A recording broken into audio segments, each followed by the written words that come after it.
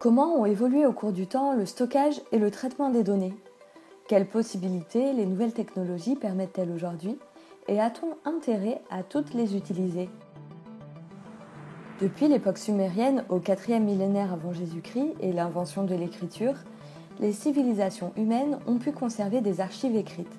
Ce sont les premières traces d'une démarche systématique de collecte et de stockage des données. Au XVe siècle, l'invention de la presse moderne par Gutenberg permet d'imprimer plus facilement un grand nombre de livres. On peut alors imprimer autant de livres en quelques jours que l'on peut en recopier en un an. L'être humain se libère de la tâche laborieuse de copie manuscrite. En 1801, les cartes perforées du métier jacquard permettent de commander précisément le placement des tiges de tissage et de contrôler finement le motif du tissu. Cette action, qui était auparavant réalisée par des humains, est ainsi automatisée. En 1936, Alan Turing invente un modèle théorique de machine à calculer universelle. Cette machine est à la base des travaux qui mèneront à la création des ordinateurs dans les décennies suivantes. La machine lit la couleur de la case. Elle agit alors selon une table qui lui indique quoi faire selon la couleur de la case et son état, flèche haut ou flèche bas.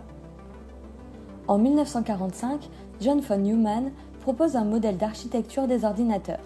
Il est constitué d'une unité arithmétique et logique, d'une mémoire et d'une unité de commande. Ces trois éléments communiquent entre eux pour exécuter des programmes utilisant différentes données. La grande nouveauté réside dans le partage d'une même mémoire par les données et le programme. Dans les années 1970, l'armée américaine développe le réseau ARPANET, ancêtre d'Internet. Il permettra, en connectant massivement entre eux les ordinateurs du monde entier, de rendre disponibles des quantités importantes de données. Chaque caractère d'un texte est codé au format ASCII. Ce standard permet de stocker chaque caractère dans un espace mémoire d'un octet. Ainsi, 1000 caractères occupent une mémoire de 1 kilooctet. Stocker du son ou une vidéo prend plus de place qu'un fichier texte. En ordre de grandeur, il faut environ 5 mégaoctets pour stocker une minute de son et environ 100 mégaoctets pour une minute de vidéo. Ces valeurs varient en fonction de la qualité et du format du fichier stocké. La mise en ligne systématique de nombreuses données publiques, comme les données météorologiques, permet l'entraînement d'algorithmes de plus en plus précis. Les sites internet proposant des millions d'images permettent l'entraînement de systèmes de reconnaissance automatique d'images. Une intelligence artificielle apprend à partir d'exemples et généralise à des cas nouveaux. Le propre d'une intelligence artificielle est la capacité de généralisation. Cependant, le terme d'intelligence artificielle n'implique pas de conscience. Une intelligence artificielle ne pense pas, elle ne fait qu'appliquer des méthodes mathématiques et des algorithmes.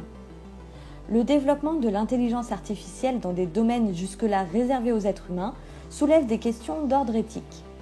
Qui peut être tenu pour responsable de l'erreur d'une intelligence artificielle?